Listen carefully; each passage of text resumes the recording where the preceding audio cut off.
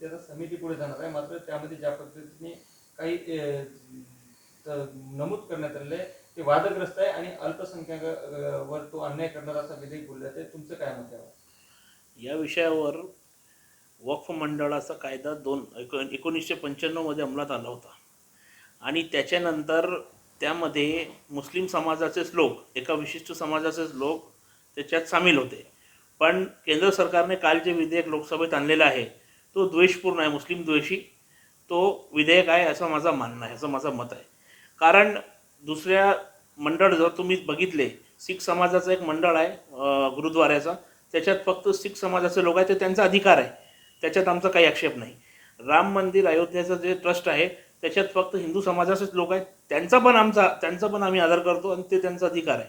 पण वक्फ मंडळामध्ये हस्तक्षेप कशासाठी, यामध्येच या विधेयकाने आम्हाला असं वाटते की केंद्र सरकार कुठं ना कुठं दोन समाजामध्ये भांडण लावण्याचं एक कारस्थान अजून रचते आहे.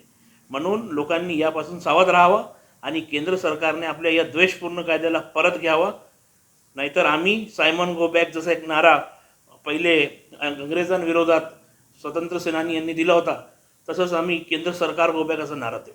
आपल्या पक्षाचे खासदार सुप्रिया सुळे यांनी सुद्धा काल संसदेमध्ये या विधेयकाला पूर्णपणे विरोध केला आहे. एकूणच राष्ट्रवादी शरद पवार पक्षाची आपली या विधेयकावरती संपूर्ण राज्यभर काय भूमिका? आमची भूमिका हेच आहे की केंद्र सरकारने जे सेक्शन्स याच्यात आणलेले आहे ते सेक्शन्स ते थोडेसे सेक्शन तिच्यात आहे ते सेक्शन्स त्यांनी मागे घ्यावे आणि द्वेषपूर्ण काम नाही करावं अशी आमची मागणी आहे केंद्र सरकार.